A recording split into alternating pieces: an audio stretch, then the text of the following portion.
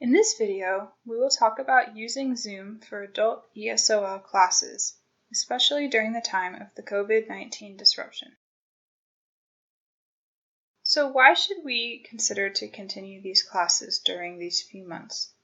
We want to continue our relationships with our students because our students are also our friends. We want to continue to be ready to share the hope that we have in Christ, and we want to provide them with some social interaction and practical life skills. So first, you should take stock of your program before this disruption began. Materials, lesson styles and homework, volunteers, the amount of time and time of day spent. And then consider, which things would you like to keep the same and which things will you have to adapt?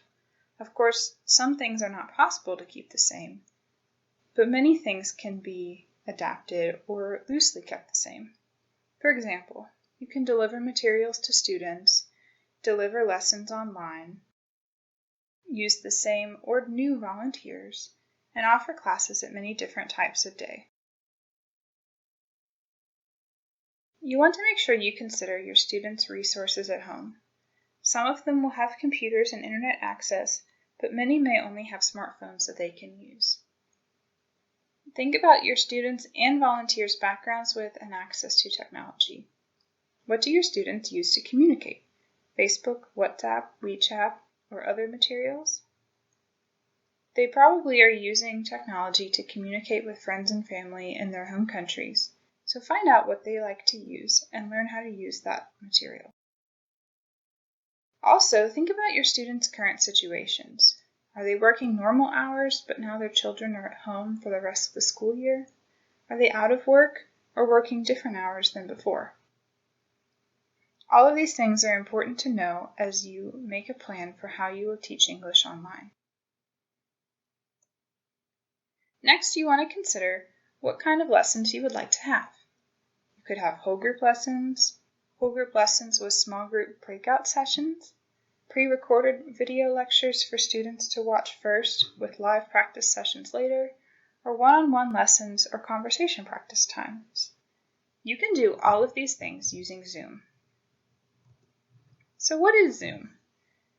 Zoom can be found at zoom.us, and it's a web-based video conferencing program that can be used on a computer or a phone.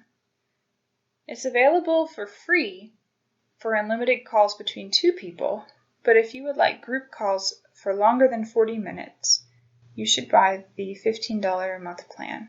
There's no contract for this, and I would highly suggest it for any ESOL teacher who wants to work with their students without having to feel a time crunch. It's also a good idea because the paid platform has a lot of other features you can use. Also, your students won't have to have an account, as long as you have an account and you send them an invitation to each meeting.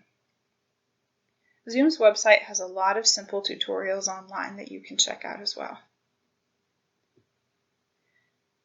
So for Zoom, you as the host will need a desktop or laptop computer. Your guests may use phones. Everyone will need speakers and a microphone. This may be built into your computer, or you may choose to use headphones with a microphone. A phone will obviously already have these features. You'll need a good internet connection. It's preferred to connect with a cable over using Wi-Fi when you're on a computer.